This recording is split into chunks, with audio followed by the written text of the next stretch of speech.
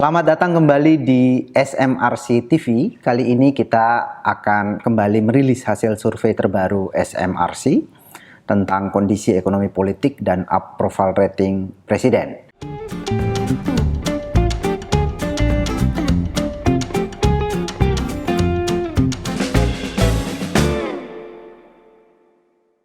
Dan seperti biasa yang akan menyampaikan hasil survei ini adalah Mas Denny Irvani, Direktur Eksekutif SMRC.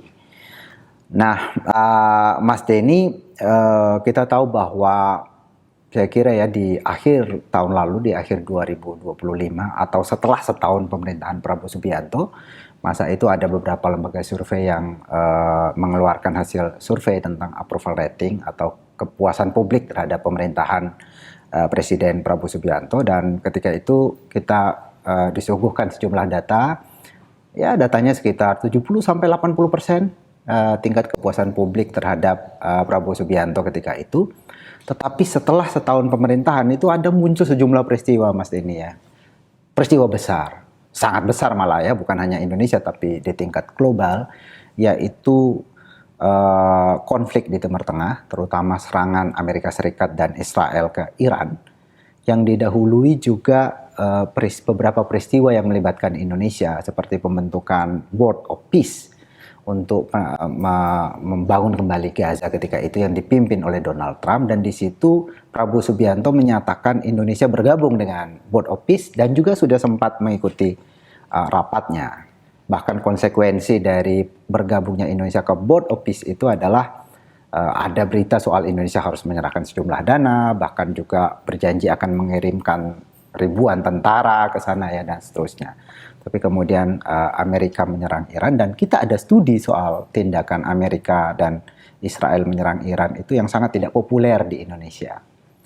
Juga implikasi dari peristiwa yang besar itu adalah tentu pada ekonomi. Misalnya harga minyak kemudian melambung, kita sendiri kemudian Indonesia sendiri kemudian merevisi harga minyak ya, ada kenaikan cukup signifikan dari Pertamax, ada Pertalite tidak dinaikkan harganya, tetapi di masyarakat kemudian ada sejumlah laporan yang kelangkaan ya Pertalite dan seterusnya. Nah, di luar dari itu juga Mas Denny, ada laporan dari BPS soal pertumbuhan ekonomi kita 5,61%, ya, sangat tinggi. Tetapi kemudian ini diprotes atau dikritisi oleh sejumlah sejumlah ekonom yang menyatakan bahwa angkanya ini agak aneh gitu ya, atau setidaknya tidak sustain karena ada komponen yang membuat pertumbuhan ekonomi tinggi itu yang kemungkinan di periode atau di kuartal selanjutnya itu tidak terjadi lagi. Misalnya spending pemerintah yang sangat besar, ada 21,8% dari komponen itu, kemudian ada konsumsi yang disebabkan oleh karena ada THR, ada pemberian gaji ke-14, kemudian ada lebaran ketika itu. Nah, dari semua peristiwa ini Mas Denny, kita ingin melihat nih masyarakat sendiri dalam merespon kondisi ekonomi, juga merespon kinerja pemerintah gimana setelah peristiwa yang sangat besar dalam beberapa bulan terakhir pasca 1 tahun pemerintahan Prabowo yang ketika itu dilaporkan approval ratingnya cukup tinggi. Silahkan Mas Denny. Ya, baik Mas Sayilman, terima kasih. Ya, Anda benar bahwa di awal tahun 2026 ini kita melihat cukup banyak ya, diberitakan bahwa mayoritas masyarakat masih sangat puas atau puas dengan kinerja presiden dan pemerintahan. Angkanya waktu itu sekitar 80-an%, begitu kita banyak mendapatkan informasi dari berbagai berita. Nah, seperti yang Anda jelaskan tadi, mungkin kita setelah itu agak jarang ya mendapatkan informasi penelitian tentang respon masyarakat terhadap kinerja pemerintah, dan banyak peristiwa, apakah itu peristiwa besar atau tidak, setidaknya itu yang menurut kajian kita cukup besar lah ya, peristiwa-peristiwa politik itu atau peristiwa-peristiwa yang terjadi dalam rentang 1 tahun terakhir ini. Nah, oleh karena itu kita ingin mengetahui bagaimana respon atau pendapat masyarakat tentang berbagai aspek tadi, aspek ekonomi misalnya, yang satu sisi angka pertumbuhan ekonomi dari BPS masih sangat positif ya, 5,61 itu. Tapi sisi lain respon dari para ekonom juga kan beragam.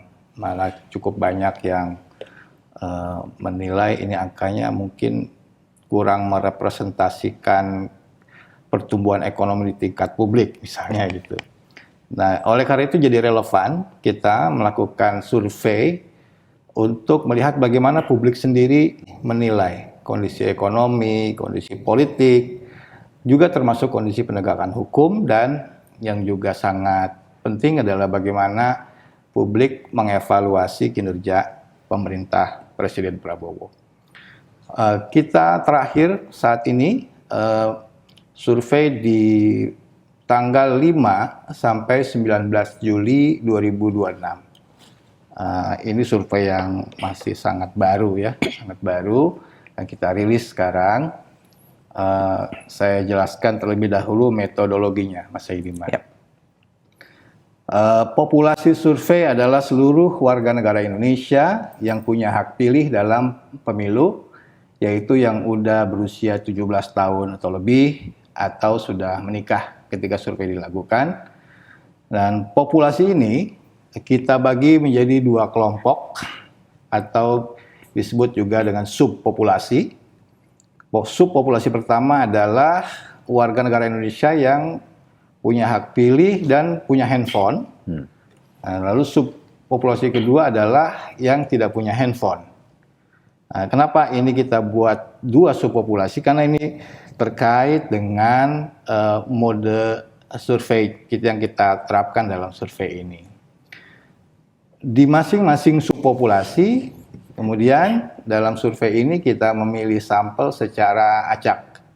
Di subpopulasi pemilik handphone, sampel sebanyak 605 orang dipilih secara acak dengan double sampling, dan responden diwawancara lewat telepon. Ini metode yang sering ya kita gunakan dalam melakukan survei telepon. Lalu yang kedua adalah subpopulasi yang tidak punya handphone ini. Sampelnya ada sebanyak 144 orang dipilih dengan stratified multi-stage random sampling, dan responden diwawancara secara tatap muka. Ini juga metode yang sangat sering gitu ya kita gunakan, bahkan hampir selalu kita gunakan dalam survei tatap muka gitu. Cuma bedanya kalau sebelumnya survei telepon sendiri gitu ya, lalu survei tatap muka sendiri. Kalau sekarang ini kita mixed, kita gabungkan jadi multimode gitu ya, mode survei telepon dan mode survei tatap muka itu digabung sehingga total sampelnya ada 749 responden. Nah, margin of error survei diperkirakan plus minus 3,7% pada tingkat kepercayaan 95%.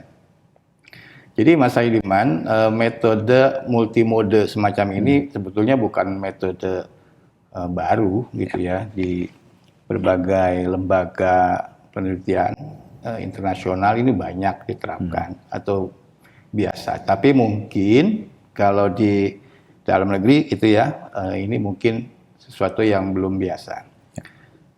Saya ambil contoh misalnya Pew Research, itu dia akan bikin survei American Trends Panel. Sebagian besar diwawancara secara online, mengisi sendiri gitu ya, web based. Lalu sebagian lagi ditelepon. Jadi ada yang online mengisi sendiri, ada yang ditelepon. Jadi kan multimode gitu ya. Jadi multimode itu bukan sesuatu yang baru sebenarnya. Nah, sekarang bedanya dengan kita, multimodenya telepon dan tatap muka. Kenapa? Karena dalam survei telepon itu kita targetnya hanya pemilik telepon yang jumlahnya sekitar 80-an%. Ya. Nah, berarti ada sekitar hampir 20% yang tidak tercover dengan survei telepon, yaitu mereka yang tidak punya telepon itu. Nah, untuk mengatasi masalah tidak tercovernya sebanyak hampir 20% itu, kita lakukanlah survei tatap muka khusus pada non pengguna handphone. Nah itu, jadi sehingga tidak mengalami masalah isu non coverage gitu kira-kira ya. Baik, ini adalah flowchart memberikan sampel untuk survei telepon ya. Ini namanya double sampling, sering saya jelaskan, saya ulang dalam survei ini. Double sampling itu kita sebut dengan survei atau sampling 2 fase. Fase pertama adalah sampel dipilih secara acak, stratified multi-stage random sampling dari populasi pemilih nasional, dan responden dipilih secara tatap muka. Kapan itu? Beberapa waktu yang lalu, bukan survei di survei ini. Beberapa waktu yang lalu kita melakukan survei tatap muka, kemudian kita punya database responden hasil survei tatap muka. Nah, di survei ini kita lakukan sampling fase keduanya.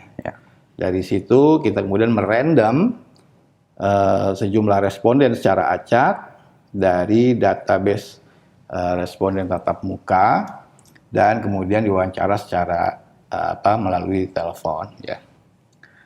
Oke, kemudian ini adalah flowchart sampling dari populasi yang tidak punya handphone. Nah, jadi populasi dikelompokkan menurut provinsi atau gabungan provinsi, dan desa atau kelurahan di gabungan atau di provinsi itu dipilih secara random. Lalu di setiap desa atau kelurahan dipilih 5 RT secara acak. Kemudian di RT dipilih 2 keluarga secara acak, dan di setiap keluarga dipilih 1 responden secara acak yang punya hak pilih, laki-laki atau perempuan, dan tidak punya handphone. Itu pentingnya. Jadi yang flowchart ini khusus untuk yang tidak punya HP yang tadi. Tidak punya handphone, bukan pengguna handphone gitu ya, bukan pengguna seluler. Sehingga baik mereka yang menggunakan seluler phone maupun yang tidak tercover dalam survei ini. Jadi bisa dikatakan Mas Dini, kalau kita bandingkan dengan rilis-rilis kita sebelumnya soal yang menggunakan metode telepon, ini lebih lengkap sebenarnya. Ini malah melengkapi, gitu. Malah ini kemajuan. Kita kira-kira menambal masalah non coverage tadi. Nah, baik, selanjutnya ini saya jelaskan sampel itu kita validasi dibandingkan dengan populasi ya, dari aspek-aspek demografi, wilayah, gender, desa kota, umur, pendidikan, etnis dan agama.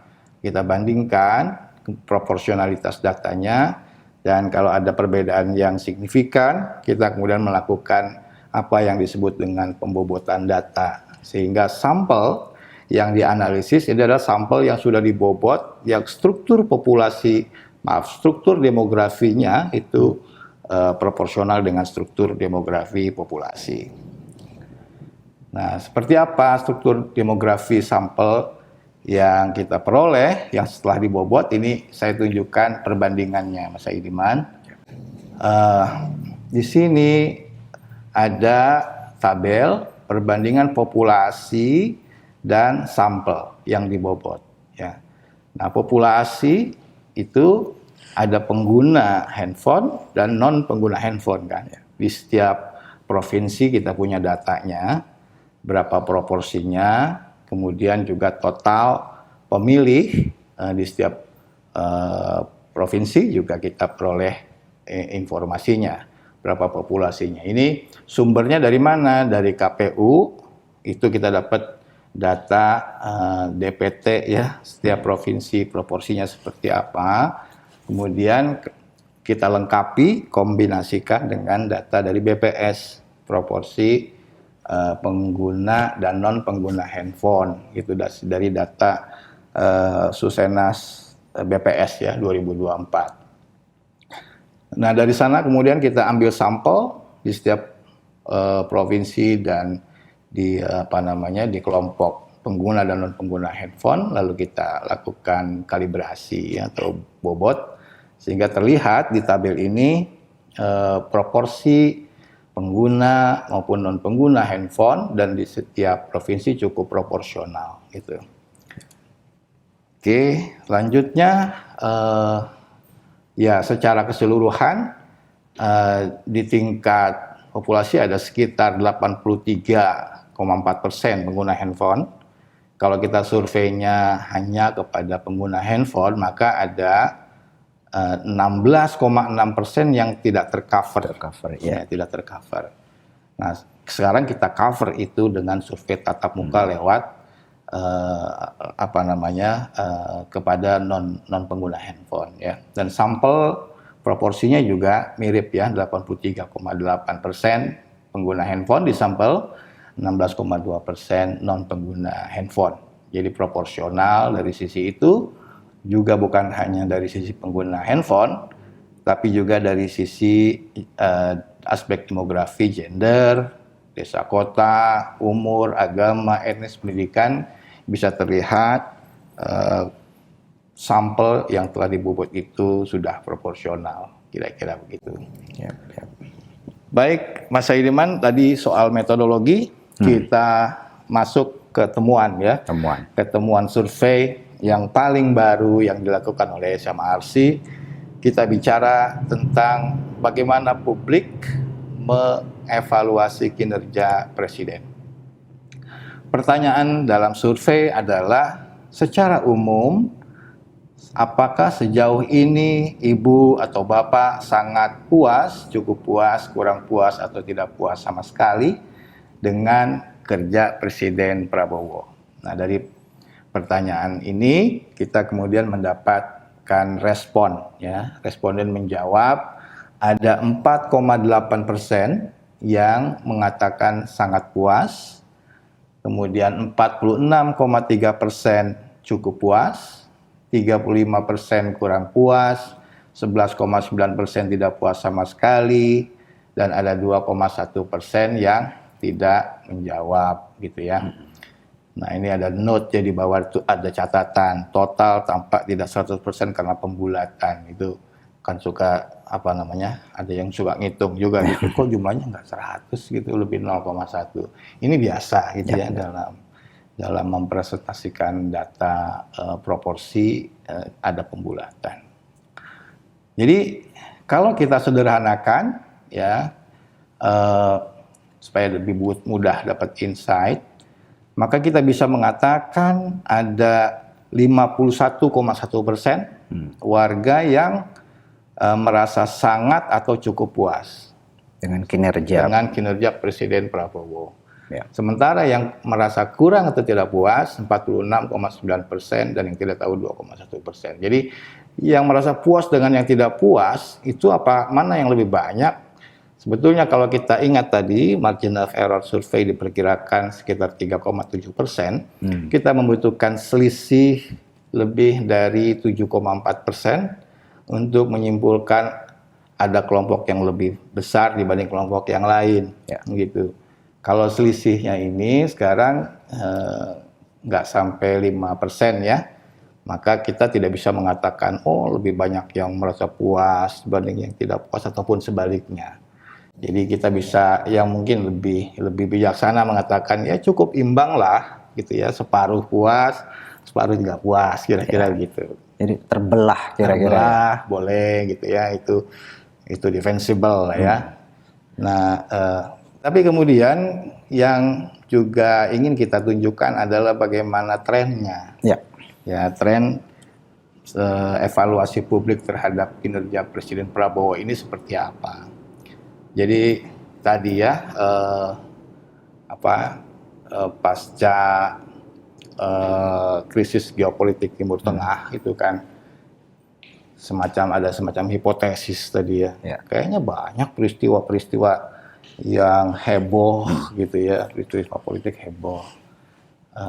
Mungkin ada efeknya atau seperti apa, orang bisa berspekulasi. Tapi apapun menarik kalau kita perhatikan dalam sekitar 9 bulan terakhir berarti, kalau sekarang Juli, kita tarik ke sebelumnya, kita punya survei di bulan November, Mas Saidiman, lewat telepon. Pada saat itu angka kita sebut juga approval rating ya, tingkat kepuasan pada presiden itu mencapai 81,2%. Jadi memang saat itu ya tinggi sekali. Tinggi sekali ya. Jadi ya kalau ada berbagai lembaga survei pada saat itu merilis ya kurang lebih sama lah gitu ya. Nah kemudian tetapi dalam survei Juli ini sekarang kita peroleh 51,1%, artinya merosotnya sekitar 30 poin, 30%. Dalam sekitar 9 bulan, 30% turunnya. Itu mungkin rata-rata per bulan bisa berapa persen gitu kalau dia cukup linier begitu. Ini cukup konsisten turunnya. Kita karena sebelumnya di bulan Maret juga kita temukan angka di 66 lalu turun lagi. Gitu.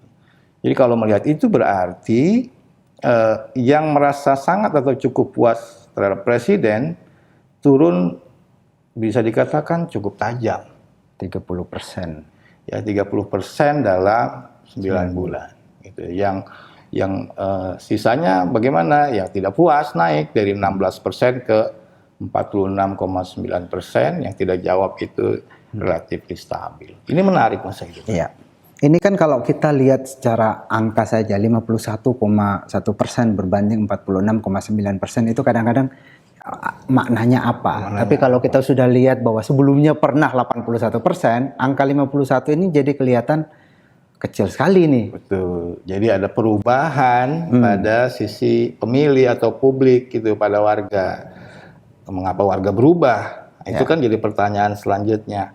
Kok ada perubahan penilaian terhadap Presiden Prabowo? Memangnya kenapa? Ada masalah apa? Itu mungkin pertanyaan yang penting untuk kita dalami ya. Betul, Mas Denny. Itu pertanyaannya. Ada masalah apa? Karena kalau kita lihat Mas Denny, Prabowo Subianto ini salah satu yang terkenal dari dia di media sosial, setidaknya saya baca, adalah beliau ini suka pidato menjelaskan program-programnya berhasil, bahwa ada kelompok tertentu yang tidak ingin terlihat berhasil, yang mencoba kira-kira meyakinkan publik bahwa apa yang dia lakukan itu sudah benar. Ternyata approval ratingnya turun. Jadi apakah sebenarnya bukan faktor dia ngomong itu yang mempengaruhi, tapi keadaan lah yang sebenarnya yang mempengaruhi turun itu. Nanti kita lihat ya datanya dari Mas Denny. Baik Mas Aidiman, betul. Mari kita lihat lebih jauh pada aspek-aspek yang kita duga sebagai faktor yang bisa menjelaskan approval rating tadi, yaitu kondisi ekonomi, politik, dan penegakan hukum dari sisi persepsi publik. Gitu ya, kalau tadi di awal Anda bicara kondisi ekonomi dari sisi angka yang dihitung oleh BPS, mungkin juga angka itu datang lagi dari indeks harga saham gabungan, ada angka nilai tukar dan seterusnya, itu kan angka-angka gitu ya. Kadang-kadang antar satu dengan yang lain kok nggak matching gitu. Sekarang kita menampilkan angka persepsi publik terhadap kondisi ekonomi. Ya, bagaimana publik menilai kondisi ekonomi nasional. Kita lihat, kita tanya gini, jadi bagaimana ibu atau bapak melihat keadaan ekonomi nasional pada umumnya sekarang? Apakah sangat baik, sedang, buruk, atau sangat buruk? Ya. Nah, dari pertanyaan ini kita peroleh ada 1,4% yang mengatakan sangat baik, 14,3% baik, 33,9% sedang, 37,9% buruk, 11,5% sangat buruk, dan 1% tidak menjawab.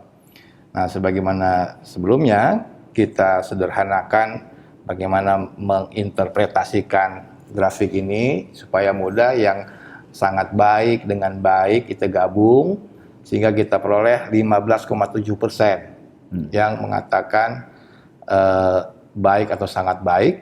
Lalu yang buruk, yang mengatakan buruk dan sangat buruk, jumlahnya 49,4%. Itu artinya dari dua kategori yang barusan saya jelaskan, lebih banyak warga yang menilai kondisi ekonomi sekarang, ekonomi nasional sekarang itu dalam keadaan buruk dibanding yang menilai keadaan baik. 3 kali lipat ya Mas Denny? tiga kali lipat lebih gitu ya, Lebih. 3 kali lipat lebih. Kalau 15 berbanding 49, lebih banyak 3 kali lipat yang merasa buruk. Nah, jadi ini indikasi bahwa memang bisa dikatakan persepsi publik ini mengkonfirmasi perkiraan sejumlah ekonom bahwa pertumbuhan ekonomi bukan angka yang salah, tetapi itu tidak mencerminkan pertumbuhan ekonomi di tingkat individual masyarakat. Karena kan hitungannya pertumbuhan ekonomi itu kan ada 4 kan, ada investasi, ada konsumsi rumah tangga, ada government spending. Dan government spending ini yang banyak sekali dikeluarkan di awal tahun. Betul.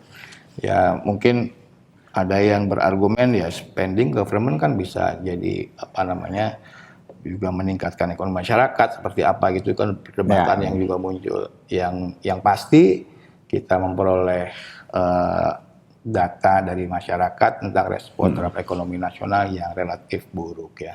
Dan kita lihat selanjutnya, ini kita bandingkan tren karena kita sudah melakukan survei sebelumnya juga, kita bisa bandingkan trennya dengan pertanyaan yang sama. Nah, ada warna biru itu adalah garis atau grafik yang mengatakan kondisi ekonomi baik atau sangat baik. Itu kita lihat Mas Haidiman itu merosot dari 40% di survei November menjadi 15,7% di survei Juli 2026. Jadi turun sangat besar begitu, berapa poin, 25 poin turunnya begitu dalam 9 bulan. Sementara sentimen negatif yang menilai ekonomi nasional buruk atau sangat buruk itu yang warna merah. Yang warna merah naik ya dari 22,7 ke 49,4. Jadi terbalik ya. Kalau dulu 9 bulan yang lalu yang mengatakan baik atau sangat baik itu jumlahnya lebih banyak dibanding yang mengatakan buruk. Nah, sekarang di bulan Juli terbalik. Yang mengatakan buruk justru lebih banyak dari yang mengatakan baik. Yang menarik ini kalau kita lihat perkembangannya agak mirip dengan tren tadi approval rating yang turunnya sekitar 30-an%. Ini juga 25 30. Betul. Jadi turunnya kurang lebih hampir sama gitu ya. Beda 5 poin gitu ya. Dan yang penting adalah polanya Mas Haidiman. Tadi kita ingat turunnya cukup linier gitu ya, atau sangat linier tadi ya. Dari 3 titik itu garisnya sangat rata gitu turunnya. Nah, ini pun demikian, yang warna biru juga begitu, turunnya juga begitu. Jadi ya kita bisa mengatakan, wah kalau begitu memang ini bisa menjelaskan kenapa orang tidak puas dengan kinerja Presiden Prabowo tadi, itu karena kondisi ekonomi memburuk di mata mereka, gitu. Jadi ada konsistensi antar item. Ya. Lanjut, nah kondisi ekonomi nasional kita ukur dengan 2 pengukuran. Kalau tadi bagaimana kondisi ekonomi nasional sekarang, yang ini kita tanyakan kondisi ekonomi nasional sekarang dibanding tahun lalu, jadi retrospektif gitu ya. Apakah sekarang lebih baik atau lebih buruk dibanding tahun lalu. Nah ini responnya lebih banyak yang mengatakan kondisi ekonomi nasional sekarang lebih buruk atau jauh lebih buruk. Jumlahnya 45,8% dibanding yang mengatakan sekarang ini lebih baik atau jauh lebih baik hanya 19,7%. Jadi kurang lebih konsisten ya, 3 kali lipat. Kurang lebih semacam itu yang menilai negatif dibanding yang menilai positif. Dan trennya lagi-lagi kita bisa lihat bahwa penurunan 25 poin juga. Ya tadi kurang lebih kan 25 poin. Nah, ini juga 25 kurang lebih ya 25 poin juga turunnya gitu ya. Walaupun kita gunakan wording atau pertanyaan dalam survei yang berbeda tentang kondisi ekonomi. Oke, lanjut aspek berikutnya kita lihat kondisi politik. Apakah ini juga bisa menjelaskan? bagaimana keadaan politik nasional dinilai oleh masyarakat pada umumnya. Nah, ternyata juga konsisten. Lebih banyak yang mengatakan kondisi ekonomi nasional sekarang buruk atau sangat buruk. Itu kalau digabung dua kategori jumlahnya 42,8%. Ya. Sedangkan yang menilai kondisi politik nasional baik atau sangat baik itu jumlahnya hanya 13,5%. Jadi hampir 3 kali lipat juga yang mengatakan buruk atau sangat buruk. Ini konsisten kan pembelahan sikapnya dari sisi politik maupun dari sisi ekonomi gitu ya. Dan lalu lihat trennya lagi-lagi konsisten juga dengan sebelumnya tadi approval rating turun cukup linear atau sangat linear, ini juga sama 35,8% pada November 2025 menurun menjadi 27,1% di Maret, lalu terakhir di 13,5%, dan posisinya juga terbalik ya.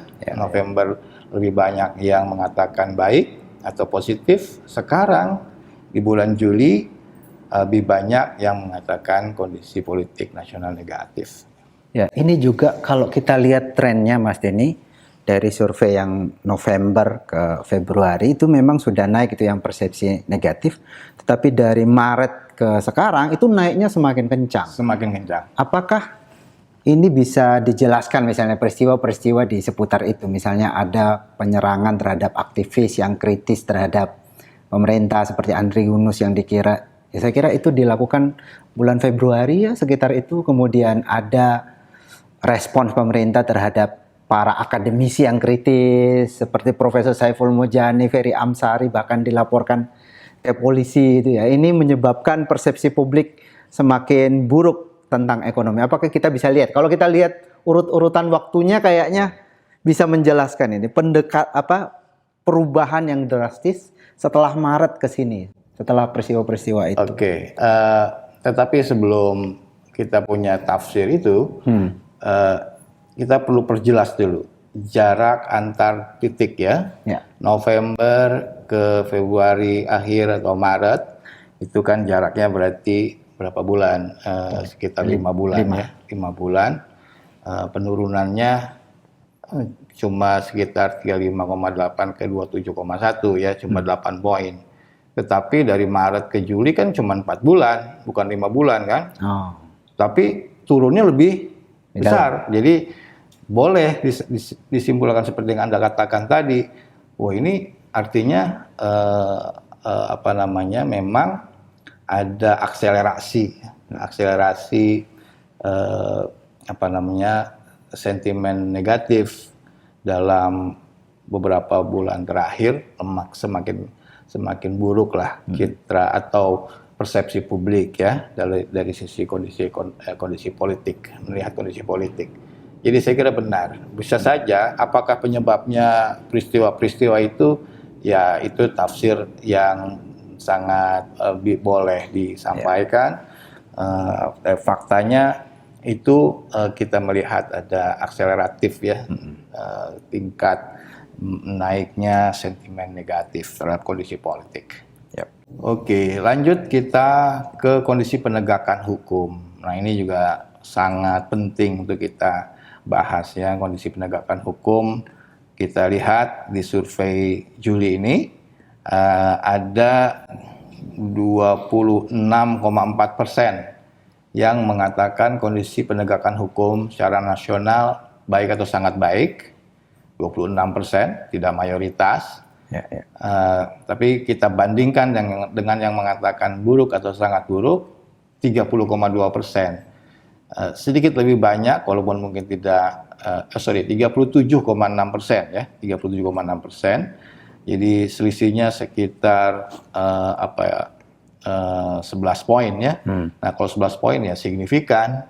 Kita hanya butuh selisih 7,4 untuk mengatakan kelompok yang satu lebih banyak dibanding kelompok yang lain. Jadi memang dari sisi penegakan hukum pun lebih banyak yang mengatakan kondisi sekarang itu memang buruk atau sangat buruk. Ya. Saya kira ini juga mengonfirmasi sejumlah kalangan ya, misalnya kita sering membaca ya, publik misalnya mencium aroma potensi korupsi di pelaksanaan sejumlah kebijakan pemerintah seperti MBG, Kopdes dan seterusnya. Itu kan kemudian menimbulkan persepsi tentang kondisi penegakan hukum yang tidak terlalu baik gitu ya. Apalagi terkonfirmasi terakhir kan ketua BGN, kepala BGN-nya malah jadi tersangka. Bukan hanya ketuanya, dua wakilnya juga. Jadi sebelumnya udah tercium kok ini kayaknya ada aroma penegakan hukum yang tidak benar gitu. Dan ternyata itu terkonfirmasi. Dan peristiwa terakhir itu Mas Denny soal Jampitsus itu yang ditersangkakan oleh polisi, kemudian kasusnya diberikan kepada kejaksaan tempat si Jampitsus yang tersangka ini, dan kemudian kasusnya diturunkan menjadi saksi, dari tersangka menjadi saksi. Itu saya kira itu juga sangat sangat menjelaskan. Tapi juga harus ingat kasus penangkapan Jampitsus itu terjadi di tengah survei kita. Ini kan 5 sampai 19. Kalau nggak salah kejadian itu di 10 Juli atau kapan gitu, pasti tengah-tengah. Jadi jangan-jangan kalau kejadiannya lebih awal, kondisinya lebih buruk lagi persepsinya gitu penegakan hukum kok dimain-mainkan, mungkin semacam itu. Jadi saya kira tadi ya berbagai aspek kondisi makro tadi secara parsial sudah kita lihat konsistensinya dalam menjelaskan approval rating Presiden Prabowo. Tetapi untuk lebih meyakinkan kita secara kuantitatif, kita perlu angka, Mas Saidiman. Katanya bisa menjelaskan. Emang seberapa menjelaskan kalau orang kuantitatif nanyanya gitu. Lalu mereka punya ukuran-ukuran, di antaranya keeratan hubungan itu dilihat dari nilai yang disebut dengan korelasi. Korelasi antara -1 sampai 1, mendekati 1 atau -1 dia korelasinya kuat. Kalau dia mendekati 1 itu sangat kuat dan positif. Jadi yang kita lihat sekarang bagaimana kondisi penilaian terhadap kondisi-kondisi tadi dengan kinerja presiden. Ini korelasinya hampir 1, Mas Ida, bentuk ekonomi. Jadi 0,996. Jadi sangat menjelaskan persepsi terhadap kondisi ekonomi nasional yang memburuk. Itulah yang sangat menjelaskan mengapa kepuasan terhadap Presiden Prabowo juga merosot gitu ya. Yang kedua, dia tidak sendirian. Persepsi terhadap kondisi politik juga demikian gitu ya, 0,994. Penegakan hukum juga sangat tinggi, 0,965. Itu kalau di atas 0,8 itu udah sebutnya korelasi yang sangat kuat gitu. Jadi 3 item, 3 aspek itu bisa sangat menjelaskan mengapa approval Presiden Prabowo mengalami penurunan yang tajam. Baik, Mas Denny, ya menarik sekali ya bahwa pertama data yang ditunjukkan oleh survei ini adalah bahwa ternyata approval rating presiden itu mengalami penurunan yang sangat tajam dalam 9 bulan terakhir, yaitu sekitar 30-an% tadi. Dan ini bisa dijelaskan dari evaluasi publik terhadap 3 hal, keadaan ekonomi, yang ini yang utama, kemudian kondisi politik, dan kemudian kondisi penegakan hukum. Jadi approval rating ini tidak datang dari ruang hampa, ya datang dari evaluasi kritis publik terhadap kondisi-kondisi yang ada. Saya kira itu kesimpulan dari temuan kita pada survei kali ini. Kita akan ketemu kembali dalam rilis survei SMRC selanjutnya. Terima kasih.